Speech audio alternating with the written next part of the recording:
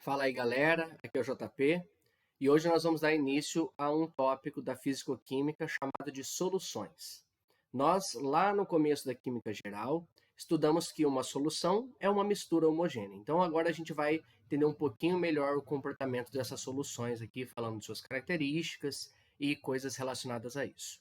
Bom, então aqui, por exemplo, para a gente começar a ilustrar, temos a preparação de uma solução. Ok? Pegamos aqui uma certa substância e misturamos com outra, obtendo aí a nossa solução resultante. Vamos entender um pouquinho melhor e retomar alguns termos que a gente já aprendeu. Bom, então o que é uma solução? Uma solução nada mais é do que uma mistura homogênea. Homogênea porque apresenta apenas uma fase. Então nós temos o que a gente chama de um sistema monofásico, ok? Toda solução tem que ter pelo menos dois componentes. Um componente que a gente chama de solvente e outro componente que eu chamo de soluto. Lembrando que o solvente é a substância que dissolve, é aquela que vai estar em maior quantidade. E o soluto é a substância que é dissolvida, que está em menor quantidade.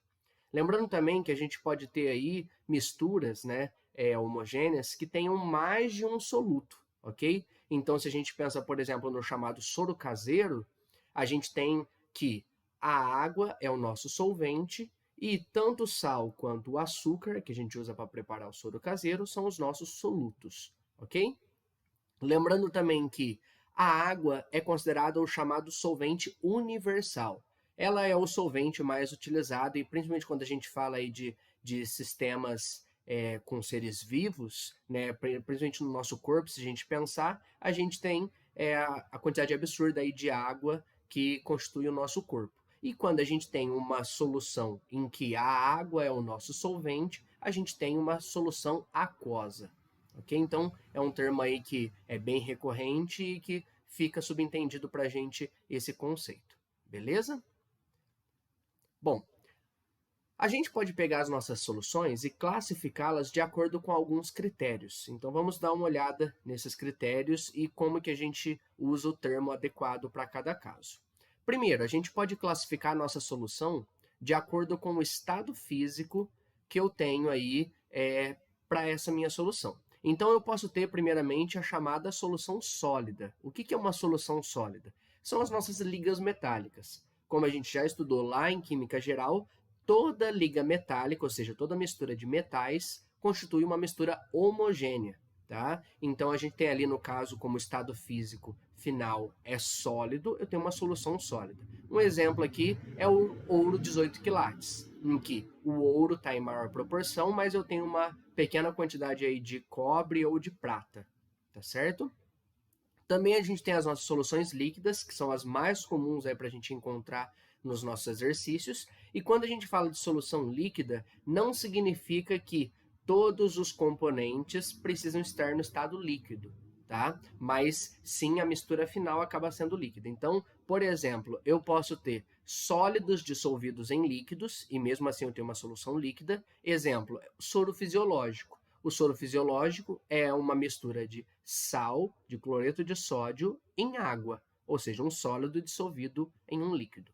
Também eu posso ter líquidos dissolvidos em líquidos. Um exemplo disso seria o vinagre. Tá? Então a gente tem ali uma mistura de várias coisas, mas basicamente a gente pode pensar como ácido acético em água. E também a gente pode ter uma mistura de gases dissolvidos em líquidos. Por exemplo, o O2 dissolvido em água. Né? No caso, quando a gente fala aí da respiração, por exemplo, de peixes, a gente tem que eles fazem uso desse gás que está dissolvido em água, tá certo? E também o último caso que a gente tem são soluções gasosas. Nesse caso, a gente tem como exemplo clássico o ar atmosférico, ou seja, o ar que a gente respira. Lembrando também que toda mistura gasosa é uma mistura homogênea, então pode ser chamada aí de solução, ok? Então esse é o nosso primeiro critério para classificar as nossas soluções. Segundo critério para a gente classificar as nossas soluções, quanto à natureza das partículas do soluto. Como assim? Pensando no tipo de ligação química que eu vou ter e no que vai formar quando eu misturar esse meu soluto com o meu solvente. Pensando aqui basicamente como água, tá? Com a água.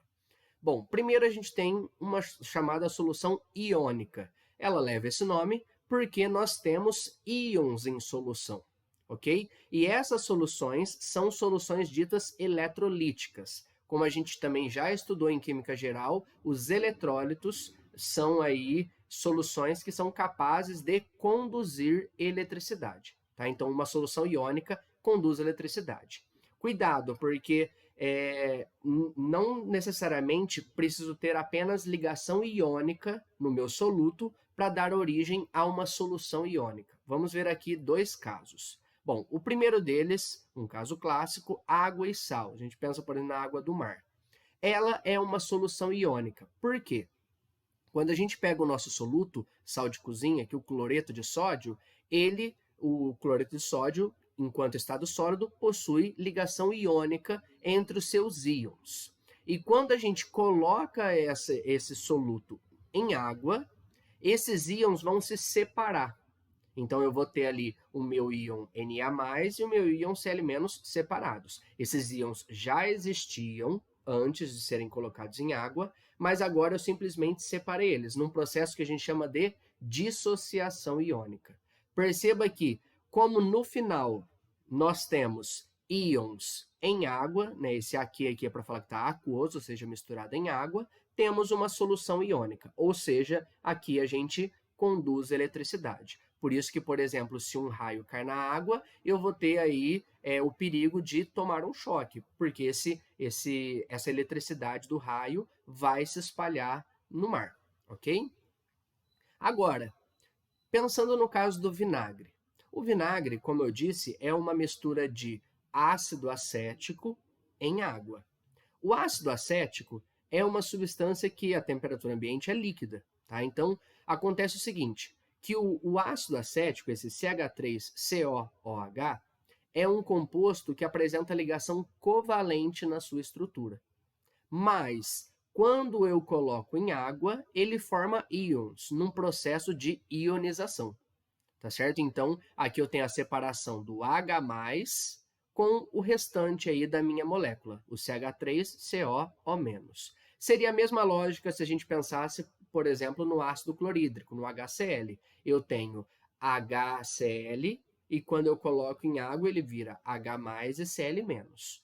A dica que eu dou para vocês aqui é o seguinte: todo composto iônico, quando colocado em água, forma uma solução iônica. E todo composto que for ácido, então ele vai ter aí ligações covalentes, quando colocado em água, ele também vai formar uma solução iônica, num processo de ionização. Então, a gente já estudou que os ácidos sofrem ionização, por isso que eles dão origem a soluções iônicas, tá? Então, ácidos fazem aí o processo de ionização, liberando íons e conduzindo a eletricidade, ok? Não importa se é um ácido orgânico ou inorgânico. Tendo aí o caráter ácido, que no nosso paladar é o azedo, eu vou ter justamente a formação de uma solução iônica, tá? Aí, com relação a conduzir bem ou mal eletricidade, ou mesmo ser um bom eletrólito, ou se eu comparar dois casos, um conduz mais que o outro, tem a ver com a quantidade de íons que eu vou ter na minha solução. Então, quanto mais íons, maior aí vai ser essa condutividade elétrica, ok? Mas, nos dois casos, podemos considerar que conduz sim eletricidade.